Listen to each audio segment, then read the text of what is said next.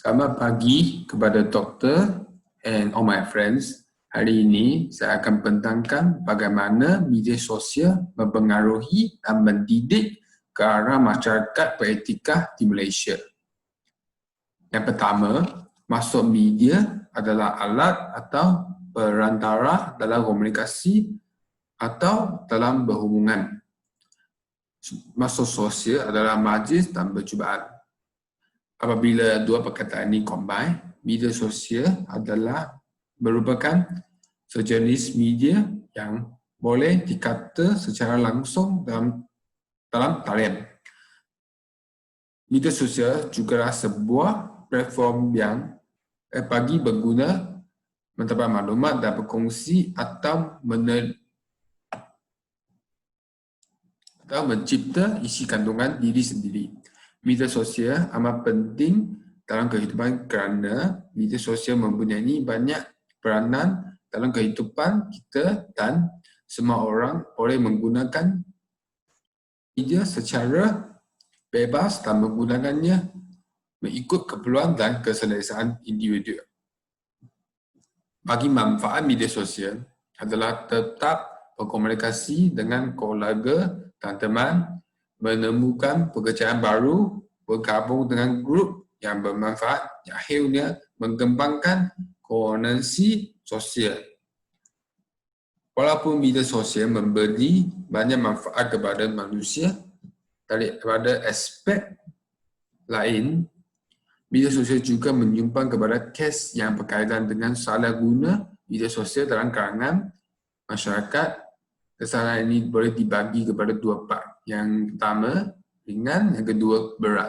Contohnya, kesalahan yang berat adalah boleh mengancam nyawa, mental dan fizikal manusia yang biasanya diakibatkan oleh pembulian cyber. Pengguna yang salah guna media sosial dan melakukan kesalahan yang berat, hukuman dan berat akan diberi. Kesalahan boleh didenda maksimum RM50,000 atau penjara setahun atau kedua-duanya, demikian menurut kenyataan itu. Bagi media sosial dalam bidang perniagaan, media sosial digunakan dalam bidang perniagaan dan korporat. Contohnya Facebook dan WhatsApp adalah media sosial yang paling popular dan peniaga selalu menggunakan aplikasi ini untuk berkomunikasi dengan pelanggan mereka.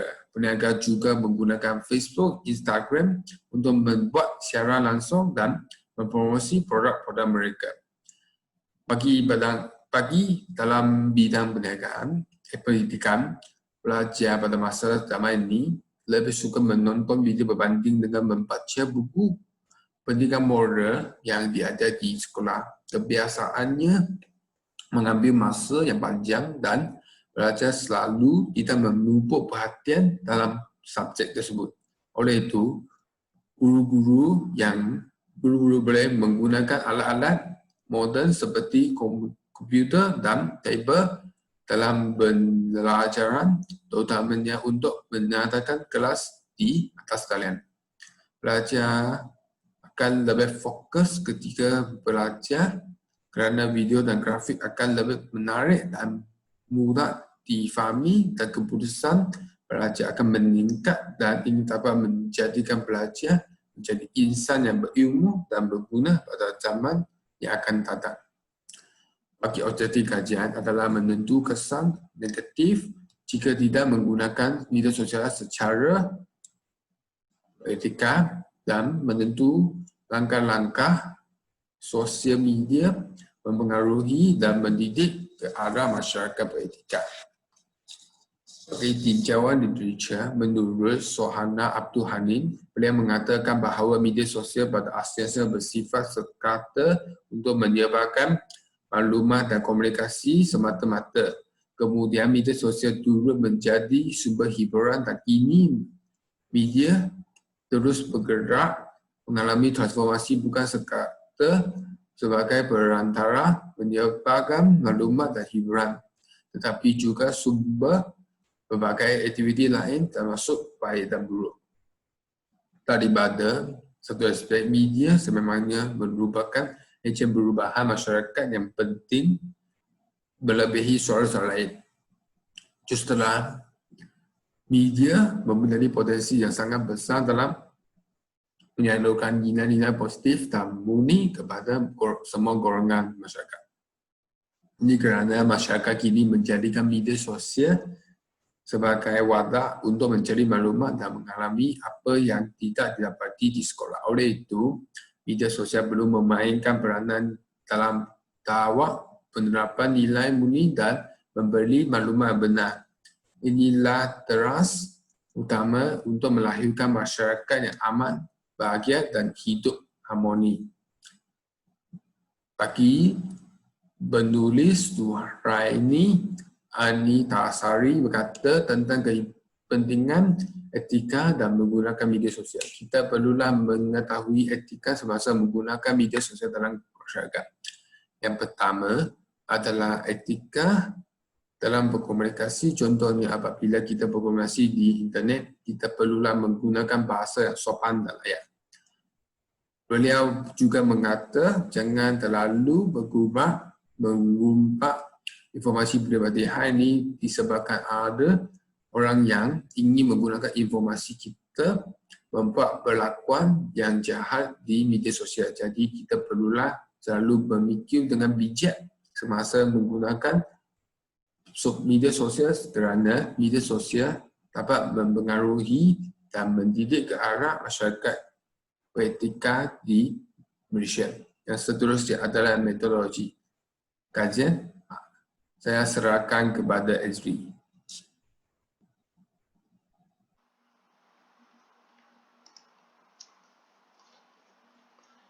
Metodologi kajian. Pendahuluan. Yang pertama, kajian ini merupakan kajian kuantitatif berbentuk tinjauan deskriptif.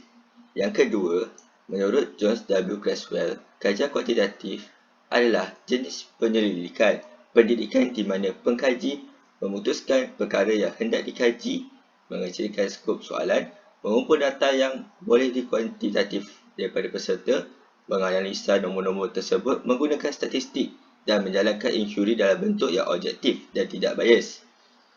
Yang ketiga, tujuan metodologi adalah mendapatkan sokongan daripada peserta-peserta mengenai isu-isu yang dikaji dan mendapatkan maklumat dan data untuk mencapai objektif serta matlamat kajian.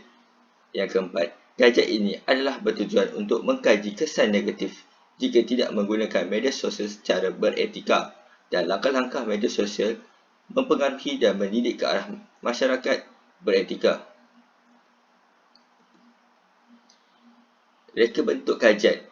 Kajian tinjauan digunakan untuk mendapatkan persepsi menyeluruh daripada sampel dalam sesuatu populasi. Kajian ini dijalankan dengan kaedah menggunakan borang soal selidik. Persampilan kajian dan instrumen kajian.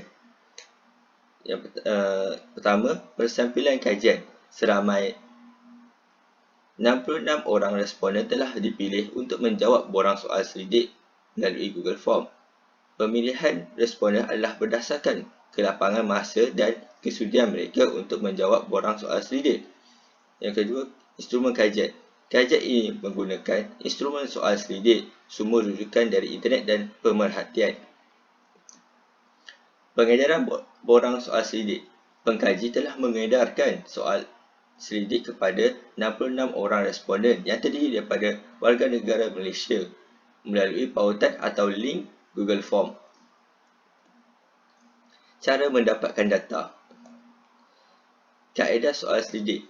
Yang pertama, soal selidik digunakan untuk mendapatkan maklumat yang lebih tepat.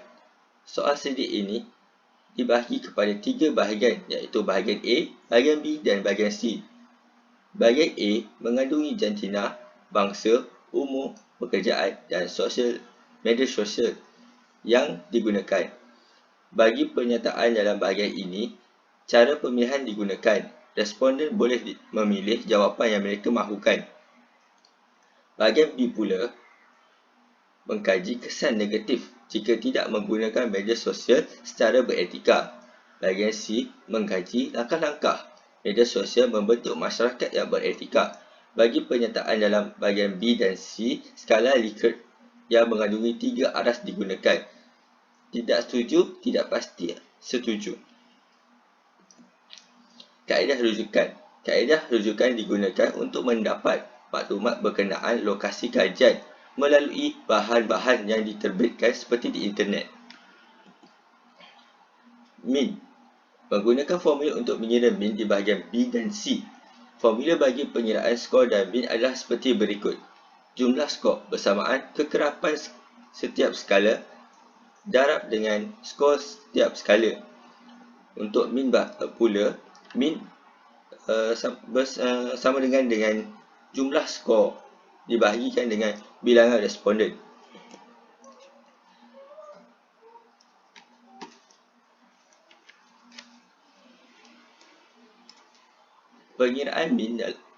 Pengiraan min untuk setiap soalan di dalam bahagian B dan C boleh dikira seperti jadual berikut. Persepsi, skor, bilangan kekerapan, jumlah skor, peratus. Selang skala min. Setelah mengira min skor, formula pengiraan skala min adalah seperti berikut. Selang skala min bersamaan dengan nilai tertinggi tolak dengan nilai terendah dibahagi dengan bilangan selang. Selang skala min bersamaan dengan 3 tolak 1 per 3. Dapat 0.66. Berdasarkan formula min tersebut, selang skala min ialah 0.6. Jadual di bawah menunjukkan selang min berkenaan. So, untuk 0.06 ni kita akan ambil di antara 1 hingga 1.6, iaitu tahapnya adalah rendah. Okey, seterusnya saya serahkan kepada Insyirah untuk menerangkan dapatan kajian. Seterusnya saya akan menerangkan tentang dapatan kajian. Seramai 66 orang responden telah menjawab borang soal CD yang telah kami sediakan di atas talian menggunakan Google Form. Borang soal CD yang kami sediakan merangkumi 3 bahagian, iaitu bahagian A, B dan C. Bahagian A merupakan maklumat ataupun demografi responden. Bahagian B memaparkan kesan-kesan negatif jika tidak menggunakan media sosial secara beretika. Manakala bahagian C memaparkan beberapa langkah media sosial dalam membentuk masyarakat yang beretika. Untuk bahagian A, iaitu maklumat responden, bahagian pertama ialah umur. Seramai 5 orang responden berumur 10 hingga 19 tahun, iaitu sebanyak 7.6%. Seramai 49 orang responden berumur 20 sehingga 29 tahun, iaitu sebanyak 74.2%. Dan seramai 3 orang responden berumur 30 sehingga 39 tahun, iaitu sebanyak 4.5%. Dan 9 orang responden berumur 40 tahun dan ke atas, sebanyak 13.6%. Dan kita dapat lihat majoriti responden berumur dari 20 sehingga 29 tahun. Seterusnya, jantina responden. Seramai 17 orang responden adalah lelaki dan seramai 49 orang responden adalah perempuan, iaitu lelaki sebanyak 25.8% dan perempuan sebanyak 74.2%. Seterusnya, bangsa-bangsa responden. Seramai 61 orang responden berbangsa Melayu, iaitu sebanyak 92.4%. 2 orang responden berbangsa Cina sebanyak 3% dan 3 orang responden berbangsa India sebanyak 4.5%.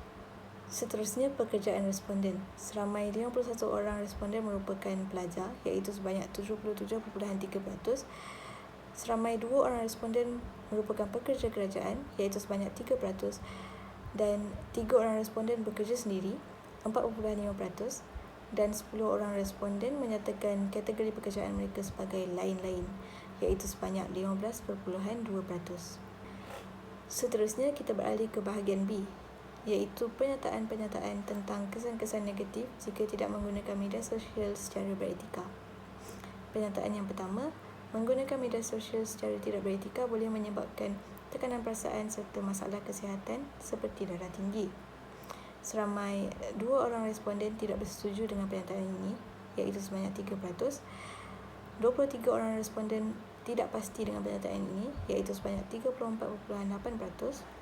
41 orang responden bersetuju dengan pernyataan ini, iaitu sebanyak 62.1%. Pernyataan yang kedua, video yang berunsur keganasan yang tersebar di media sosial boleh mempengaruhi pengguna media sosial terutamanya dalam kalangan kanak-kanak. Pernyataan yang kedua, video yang berunsur keganasan yang tersebar di media sosial boleh mempengaruhi pengguna media sosial terutamanya dalam kalangan kanak-kanak. Seorang responden tidak bersetuju dengan pernyataan ini, iaitu sebanyak 1.5%. 3 orang responden tidak pasti dengan pernyataan ini, iaitu sebanyak 4.5%. Dan 62 orang responden bersetuju dengan pernyataan ini, iaitu sebanyak 93.3%. Pernyataan ketiga, menggunakan media sosial secara tidak beretika boleh menyebabkan penyebaran maklumat dan berita palsu, terutamanya ketika pandemik COVID-19 yang melanda ketika ini. Tiada responden yang tidak setuju. 2 responden tidak pasti, iaitu sebanyak 3%. 64 orang responden bersetuju, sebanyak 97%. Pernyataan keempat, pengguna media sosial yang berumur sering terdedah dengan masalah privasi di media sosial kerana mereka tidak arif tentang privasi di media sosial, dan penggondam media sosial yang tidak beretika mampu menggodam dengan mudah. Tiada responden yang tidak bersetuju. 9 orang responden tidak pasti, iaitu sebanyak 13.6%. 57 orang responden bersetuju, iaitu sebanyak 86.4%. Pernyataan kelima, menggunakan media sosial secara tidak beretika boleh menyebabkan ramai pengguna media sosial terpedaya dengan kegiatan scam. Scammer yang tidak beretika dan licik boleh mengada-adakan maklumat palsu dan menipu pengguna media sosial. Seramai 2 orang responden tidak bersetuju dengan pernyataan ini, iaitu sebanyak 3%.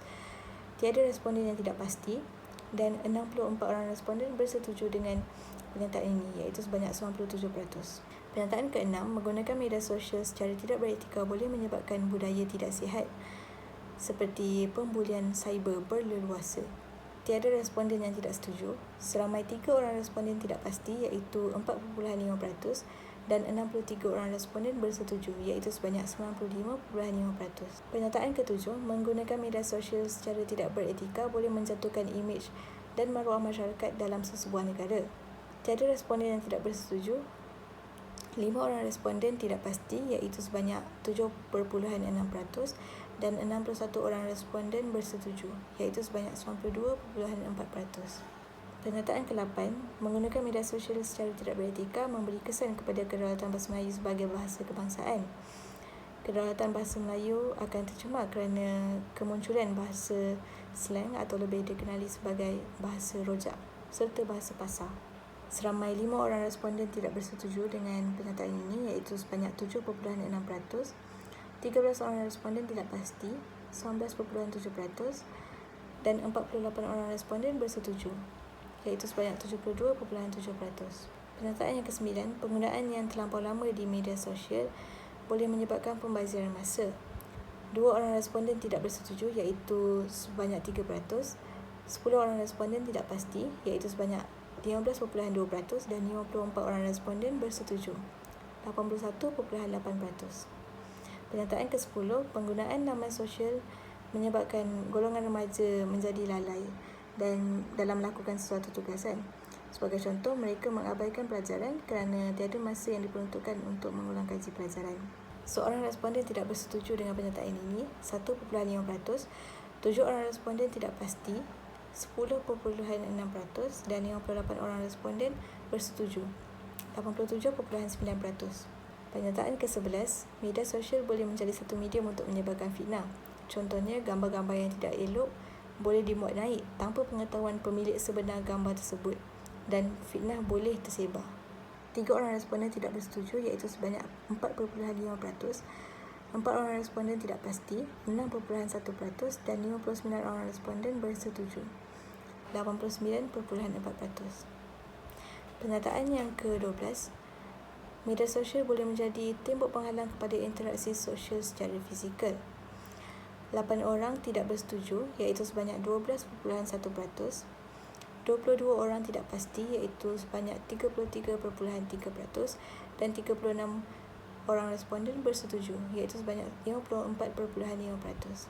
Pernyataan yang ke-13, menggunakan media sosial secara tidak beretika boleh menyebabkan berlakunya pencerobohan maklumat. Mereka yang tidak bertanggungjawab boleh menggunakan maklumat-maklumat tersebut untuk perkara yang tidak baik tanpa keizinan pemilik sebenar. Tiada responden yang tidak bersetuju. 3 orang responden tidak pasti iaitu sebanyak 4.5% dan 63 orang responden bersetuju iaitu sebanyak 95.5%. Pernyataan yang ke-14, menulis status peribadi yang kurang wajar boleh mencetuskan perbalahan dan pergaduhan di media sosial. 2 orang responden tidak bersetuju iaitu sebanyak 3%, 7 orang responden tidak pasti iaitu sebanyak 10.6% dan 57 orang responden bersetuju iaitu sebanyak 86.4%. Pernyataan yang ke-15, tersebarnya pengaruh atau unsur pornografi dari barat dalam kehidupan masyarakat. Unsur pornografi mudah didapati di laman sesawang internet. Unsur pornografi seperti bahan bacaan, gambar ataupun video mudah diakses dan disebarkan oleh pengguna laman sosial. Seramai 2 orang responden tidak bersetuju iaitu sebanyak 3%, 5 orang responden tidak pasti iaitu sebanyak 7.6% dan 59 orang responden bersetuju iaitu sebanyak 89.4%. Berdasarkan graf ini, kita boleh lihat majoriti responden bersetuju dengan hampir kesemua pernyataan-pernyataan yang telah dipaparkan. Selain itu, nilai min untuk setiap pernyataan-pernyataan yang telah dijawab oleh responden berada pada tahap yang tinggi iaitu dari 2.33 sehingga 3. Dan ini menunjukkan majoriti responden bersetuju dengan hampir kesemua pernyataan yang telah dipaparkan. Seterusnya, saya akan bentangkan soalan-soalan atau pernyataan dalam bahagian C. Bahagian C ini mengemukakan soalan-soalan atau pernyataan tentang apakah langkah media sosial dalam membentuk masyarakat yang beretika. Dalam bahagian ini, terdapat 11 soalan atau pernyataan yang telah diberikan kepada para responden. Berikut merupakan graf carta bar yang telah kami perolehi berdasarkan jawapan yang diberikan oleh para responden. Berdasarkan graf ini, kebanyakan responden bersetuju dengan soalan-soalan atau pernyataan yang diberikan kepada mereka. Antara langkah-langkah media sosial dalam membentuk masyarakat yang beretika adalah: yang pertama, dengan wujudnya platform seperti Telegram, kerajaan akan mengeluarkan segala pengumuman dan maklumat untuk diberikan kepada rakyat supaya rakyat membuat keputusan dengan bijak di musim pandemik ini. Dapatan kajian menunjukkan bahawa majoriti responden iaitu seramai 57 orang daripada 66 orang iaitu bersamaan 86.4% yang bersetuju dengan pernyataan ini. Manakala 8 orang responden bersamaan 12.1% yang tidak pasti dengan pernyataan ini. Sebaliknya, bilangan responden yang tidak setuju dengan pernyataan ini hanya seorang iaitu bersamaan 1.5%. Langkah yang kedua adalah melalui blog-blog atau laman sesawang berita atas talian. Masyarakat boleh mendapat info terkini di hujung jari. Dapatan ini menunjukkan seramai 62 orang responden iaitu bersamaan 93.9% bersetuju dengan pernyataan ini, manakala hanya 4 orang iaitu bersamaan 6.1% tidak pasti dengan pernyataan ini. Langkah yang ketiga adalah menggunakan aplikasi seperti TikTok. Ia juga membolehkan golongan profesional seperti doktor untuk menyebarkan ilmu dalam bidang mereka supaya masyarakat menjadi lebih cakna dengan situasi semasa. Menurut dapatan kajian, kebanyakan responden iaitu seramai 54 orang bersamaan 81.8% bersetuju dengan pernyataan ini. Diikuti dengan 8 orang responden bersamaan 12.1% tidak pasti. Manakala hanya 4 orang responden iaitu bersamaan 6.1% tidak setuju dengan pernyataan ini. Langkah yang keempat pula adalah dengan cara media memaparkan contoh-contoh dan teladan yang baik kepada masyarakat melalui iklan. Menurut dapatan kajian, kebanyakan responden bersetuju dengan pernyataan ini iaitu seramai 50 orang bersamaan 75.8%, diikuti dengan seramai 12 orang responden bersamaan 18.2% yang tidak pasti dengan pernyataan ini. Sebaliknya, bilangan responden yang tidak setuju dengan pernyataan ini adalah seramai 4 orang bersamaan 6.1%. Langkah yang seterusnya adalah dengan cara Suruhanjaya Komunikasi dan Multimedia Malaysia (SKMM) mengenakan tindakan undang-undang kepada mereka yang salah guna media sosial. Menurut dapatan kajian, kebanyakan responden setuju dengan pernyataan ini, iaitu seramai 59 orang bersamaan 89.4%. Manakala sebanyak 5 orang responden bersamaan 7.6% tidak pasti dengan pernyataan yang diberikan, diikuti dengan 2 orang bersamaan 3.0% tidak setuju. Langkah yang ke-6 pula adalah MC perlu wujudkan sistem yang boleh mengenal pasti salah laku di media sosial. Contohnya, jika adanya fake akaun keyboard warrior or porn, MC segera bertindak tutup akaun tersebut. Hal ini sekaligus meluaskan peluang pekerjaan kepada graduan dalam bidang ICT di Malaysia. Menurut dapatan kajian, majoriti responden bersetuju dengan pernyataan ini, iaitu seramai 59 orang bersamaan 89.4%. Terdapat 6 orang responden bersamaan 9.1% yang tidak pasti dengan pernyataan ini, diikuti dengan seorang responden bersamaan 1.5% yang tidak setuju dengan pernyataan ini. Langkah yang ketujuh pula adalah dengan mengawal penyebaran maklumat yang sensitif dan tidak benar dapat membentuk masyarakat menjadi beretika semasa menggunakan media sosial. Menurut dapatan kajian, hampir kesemua responden bersetuju dengan pernyataan ini, iaitu seramai 65 bersamaan 98.5%. Sebaliknya, hanya seorang sahaja, iaitu bersamaan 1.5% tidak pasti dengan pernyataan ini. Langkah yang ke-8 adalah melalui media sosial, kita dapat menyebarkan maklumat tentang ilmu-ilmu nilai-nilai murni dan nilai agama kepada semua rakyat Malaysia supaya mereka dapat memahami kepentingannya. Menurut dapatan kajian, kebanyakan responden setuju dengan pernyataan ini, iaitu seramai 61 orang bersamaan 92.4%. Di samping itu, terdapat 5 orang bersamaan 7.6% yang tidak pasti dengan pernyataan ini. Langkah yang seterusnya adalah dengan cara membina jurnal atau buku tentang nilai etika dan muat naik di media sosial untuk menyebarkan nilai-nilai yang baik kepada masyarakat. Menurut dapatan kajian, kebanyakan responden yang setuju dengan pernyataan ini, iaitu seramai 58 orang bersamaan 87.9%, manakala terdapat 7 orang responden bersamaan 10.6% tidak pasti. Terdapat seorang sahaja responden bersamaan 1.5% yang tidak setuju dengan pernyataan ini. Langkah yang ke-10 adalah melalui media sosial, menambah baik sistem pendidikan tradisional supaya proses penghantaran ilmu-ilmu dan nilai yang positif lebih berlangkah. Menurut dapatan kajian, kebanyakan responden yang setuju dengan pernyataan ini, iaitu seramai 62 orang bersamaan 93.9%. Terdapat 4 orang bersamaan 6.1% yang tidak pasti dengan jawab pernyataan ini. Langkah yang terakhir adalah pihak kerajaan boleh menggunakan sosial media untuk memimpin masyarakat ke arah beretika dengan menyebarkan maklumat dalam bentuk video yang berkaitan dengan kepentingan beretika. Menurut dapatan kajian, kebanyakan responden yang setuju dengan pernyataan ini, iaitu seramai 62 orang bersamaan 93.9%. Terdapat 3 orang bersamaan 4.5% yang tidak pasti dengan pernyataan ini, diikuti dengan seorang bersamaan 1.5% yang tidak setuju dengan pernyataan ini. Secara keseluruhannya, seperti bahagian B, majoriti responden bersetuju dengan hampir semua pernyataan di bahagian C. Ini menunjukkan bahawa terdapat langkah-langkah media sosial yang dapat membentuk masyarakat beretika yang diketengahkan adalah sesuai untuk dipertimbangkan dan dipraktikkan dalam kehidupan seharian. Akhir sekali adalah rumusan.